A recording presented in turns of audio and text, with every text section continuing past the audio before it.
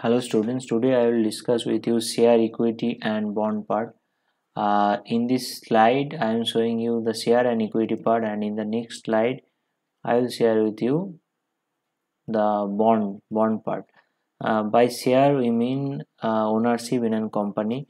For example, if we consider Tata Steel and if we uh, acquire 5% share in Tata Steel company, then it means that we are owning 5% in Tata Steel company.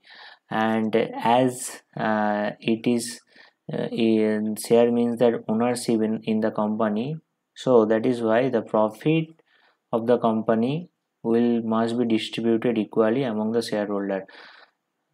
This means that if we acquire share in the particular company, then the profit and if the company faces earns profit, then the profit will be equally distributed among the shareholders. And as here we are considering about profit of the company, then we have to consider about the loss of the company. It means that in case of share or in for shareholders, there are two sides. One side is that if the company do good, then uh, the shareholder will face capital gain, and on the other side, if the company face loss, then the shareholders will also face capital loss. This indicate that if the company do good, then the share value of the company will increase, and the shareholder will may face capital gain. And if the company faces loss, then the capital value of the share will also reduce. Now let us see who generally issue this share. The share are generally issued by public limited companies. For example, Tata Steel, Reliance Jio. Generally, all of these companies are listed in BSE Sensex and Nifty. So, if we go through the BSE Sensex and Nifty, then we will see there are many companies. Generally, all those companies issue share to raise fund for their long term and short term functioning from the capital market. This is the share part, but equity part is slightly different from the share part. In equity part, equity holder generally receive money if the company is fully liquidated. This means that somehow if the company is not functioning good and the company is liquidated by the owner of the company, then the equity holder of that company will receive the money they have invested, if we in this case. But in the case of share, this type of receiving money generally not happened.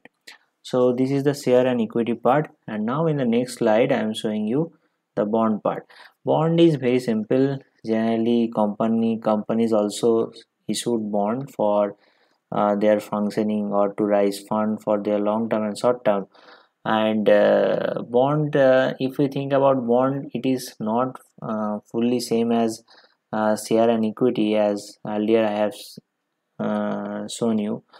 In case of bond, it is very much what I can say, it is very much fixed, or it is very much secure for an investor. It can be said as it is an investment, one type of investment which yield a regular interest rate, as well as it yields fixed income for the investor. So it is a very safe zone. In case of share, there is a problem that if the company is not do well, then the shareholder may face capital loss. But in case of bond, and if we invest in bond, then we will get a regular interest rate, and also we will get a fixed income. It doesn't matter that what company is doing and how the company is functioning. The investor will regularly will get a interest and a fixed income. So it is a basically loan for the company, obviously. In case of share, the share is not a loan. We cannot say it is a loan, because in case of share, the shareholder is to some extent is the owner of the company, but in case of bondholder is not the owner of the company. So these are the simple conceptual difference among share, equity, and bond.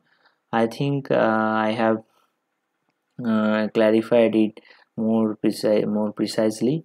Thank you for watching.